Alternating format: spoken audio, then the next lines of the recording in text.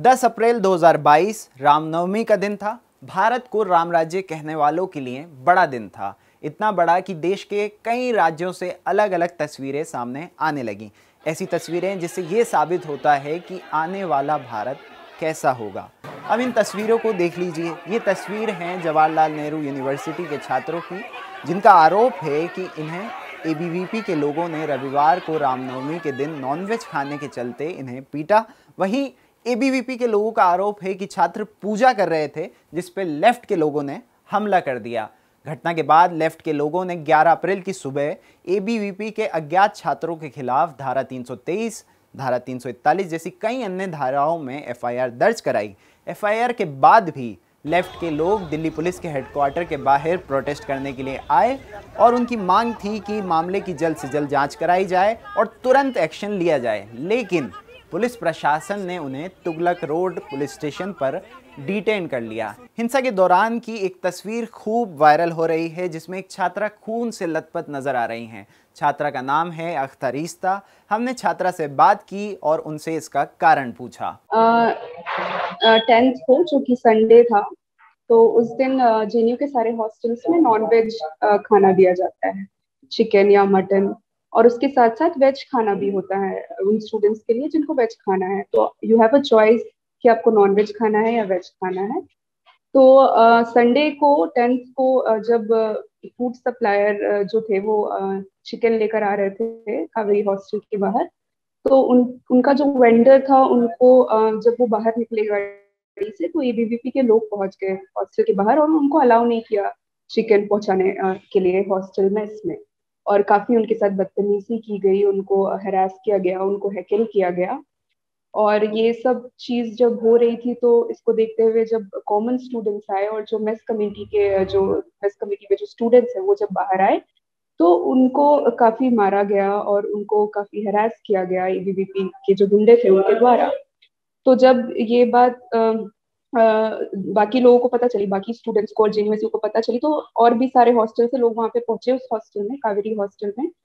और 7:30 के अराउंड जब हम लोग मेस पहुंचे कावेरी की, तो हमने देखा कि करीब 30 से 40 लोग थे एबीवीपी से जो एफिलिएटेड थे। वो लोग वहां पे गुंडागर्दी कर रहे थे और जो स्टूडेंट्स वहां पे पहुंचे थे बात करने के लिए, उनको मार रहे थे और उनको प्रोवोक कर रहे थे, उनको गालियां दे रहे थे, कम्युनल स्लोगन्स लगा रहे थे जय श्री राम के, और बाकी सेक्सिस्ट स्लर्स पास कर रहे थे। जो महिलाएं थी वहां पे, विमेन स्टूडेंट्स थी, उनको भी काफी हरास किया उन्होंने, सेक्सुअली काफी हरासमेंट हुआ है विमेन स्टूडेंट्स के साथ। जब हम मेस के बाहर आए, तो जो एबीवीपी के लोग थे वो हॉस्टल के बाहर चले गए और हम सारे स्टूडेंट्स हॉस्टल के अंदर थे। और हॉस्टल के बाहर से वो लोग गार्ड्स को मार रहे थे, हॉस्टल के बाहर से चीजें फेंक कर मार रहे थे, पत्थर फेंक कर मार रहे थे, ईंट फेंक कर मार रहे थे, डस्टबिन, मतलब जो भी उनके हाथ में आ रहा था उन सब चीजों से अटैक कर रहे थे अंदर के साइड फेंक कर स्टूडेंट्स को। तो मैं भी कावेरी हॉस्टल के लॉन में थी, तो बाहर से एबीवीपी का एक मेंबर है, उसने मेरे ऊपर बहुत काफी बड़ा सा एक पत्थर फेंक के मेरे सर पे मारा और मुझे काफी ब्लीडिंग हुई उस टाइम पे। फोटोज भी देखा होगा आपने। उसके बाद जब मुझे काफी पेन हो रहा था, काफी ब्लीडिंग हो रही थी और मुझे हॉस्पिटल जाना था उस टाइम, तो उन लोग ने एम्बुलेंस को भी अलाउ नहीं किया वहां पे आने के लिए। एम्बुलेंस खड़ी थी बाहर हॉस्टल के, लेकिन वो जाने नहीं दे रहे थे, उन्होंने गेट ब्लॉक कर रखा था। तो किसी तरीके से मुझे पीछे से जो वॉल था हॉस्टल का, वॉल क्रॉस करके, मुझे जो रेलिंग थी, रेलिंग क्रॉस करके मैं हॉस्टल के बाहर गई हूँ। और उस टाइम काफी ब्लीडिंग भी हो रहा था, लेकिन उस दौरान मैंने क्रॉस किया वो रेलिंग अपने दोस्तों की मदद से और मैं बाहर आई। स्टूडेंट्स जो भी पहुंचे थे वो सबको ही मार रहे थे, वो सब पे ही अटैक कर रहे थे, लेकिन एक खास तरीके का अटैक वो स्टूडेंट्स को चुन चुन के कर रहे थे, जो मुस्लिम है या कोई माइनॉरिटी कम्युनिटी से आता है, उनको खास करके ज्यादा टारगेट करके वो अटैक कर रहे थे स्टूडेंट्स पे। 7:45 के करीब मैं पहुंची कावेरी हॉस्टल और मैं देखी कि वह मारपीट हो रहा है और वहाँ पे मुझे भी पैर पे लात वात मार रहे थे ताकि कोई वीडियो रिकॉर्डिंग फुटेज ना बने।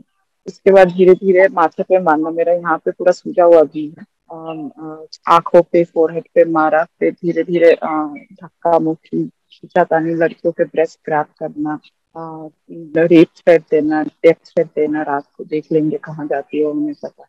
उसके बाद कूलर वूलर उठा के फेंकना शुरू किया। हमने एबीवीपी के लोगों से बात करने की कोशिश की, लेकिन इस वीडियो के शूट होने तक हमें उनकी तरफ से कोई जवाब नहीं मिला है।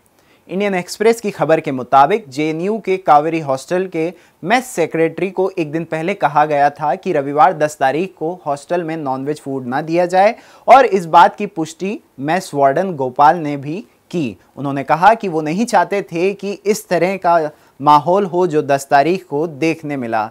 इसके चलते उन्होंने ऐसा सुझाव दिया था। इसके अलावा हम आपको बता दें कि जेएनयू के 2017 से अभी तक के विवादों में पुलिस ने करीब 52 एफआईआर दर्ज की हैं, लेकिन एक भी एफआईआर में अभी तक किसी की भी गिरफ्तारी नहीं हुई है। वर्ष 2020 की अगर मैं बात करूं तो 2020 में हुई मारपीट मामले में तो अभी तक ना कोई चार्जशीट दाखिल की गई है और ना ही किसी की गिरफ्तारी हो सकी है। इस मामले में बाहरी छात्रों ने आकर जेएनयू के छात्रों से मारपीट की थी। अब इस मुद्दे पर हमने दिल्ली यूनिवर्सिटी के प्रोफेसर से बात की और उनसे ये जानने की कोशिश की कि इस तरह की जो लगातार घटनाएं सामने आ रही हैं देश की यूनिवर्सिटीज से, इसके क्या मायने हैं। देखिए, इस समय जो देश भर में माहौल है, उस माहौल से बहुत अलग किसी देश का विश्वविद्यालय या शैक्षणिक संस्थान नहीं हो सकते। असल में हम लोग, और खासकर मैं अपनी बात करूं तो मैं शिक्षा में हिंदी और साहित्य से जुड़ा हुआ हूं, मैं साहित्य का विद्यार्थी रहा हूं। तो हम लोग अक्सर एक बात पढ़ते पढ़ाते हैं कि एक तरफ कहा गया कि साहित्य समाज का दर्पण है, तो दूसरी तरफ कहा गया कि साहित्य समाज को आगे आगे दिशा दिखाने वाली एक मशाल का भी नाम है। यानी बहुत गहरा रिश्ता समाज साहित्य से है, उसी तरह से शैक्षणिक संस्थानों से है। तो पहली बात तो मेरी ये है आपके सवाल के जवाब में कि ये जो हमला विश्वविद्यालयों पर हो रहा है, और जेएनयू के संदर्भ में बात करें तो ये हमला केवल इस तरह से नहीं देखा जाना चाहिए कि एक विश्वविद्यालय या कुछ छात्रों पर हमला है। बाहर भी जो माहौल बना है समाज में, उससे हमें इसे जोड़कर देखना चाहिए। बात नंबर 1।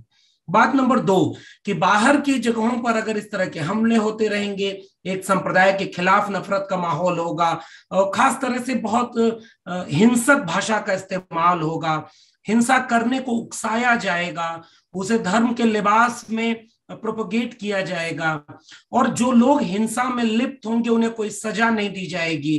कई बार तो ऐसे मामले आएंगे कि जो ज्यादा उग्र और हिंसक रहा उसे पुरस्कार के रूप में कुछ और बढ़ा दिया गया, तो मनोबल बढ़ता है और वो लोग हिंसा बाहर भी कैंपस के करते हो, भीतर भी।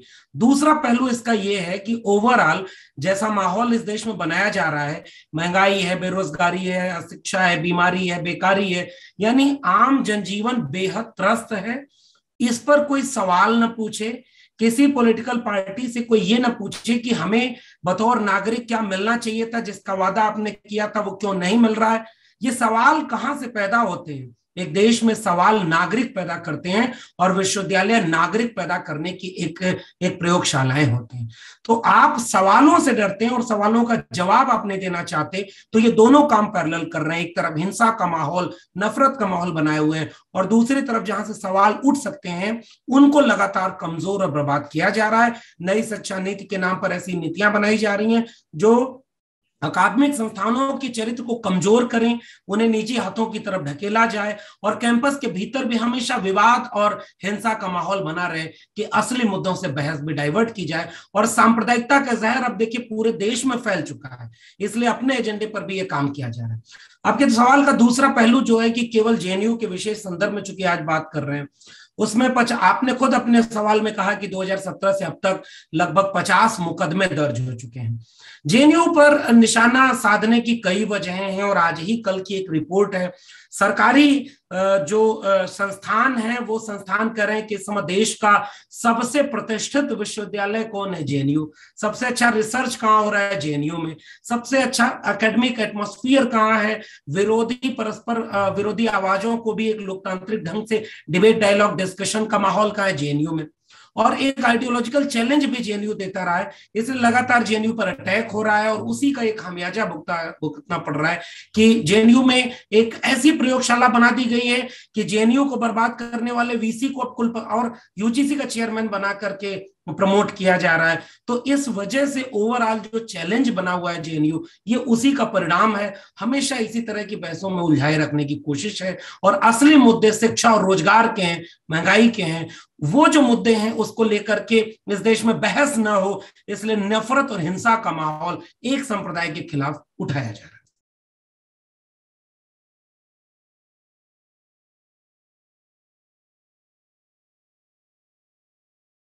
द वायर के और वीडियोस देखने के लिए सब्सक्राइब करें और बेल आइकन पर क्लिक करें। स्वतंत्र पत्रकारिता की आर्थिक मदद करने के लिए डिस्क्रिप्शन में दिए गए लिंक पर जाएं और अपनी राशि चुनें।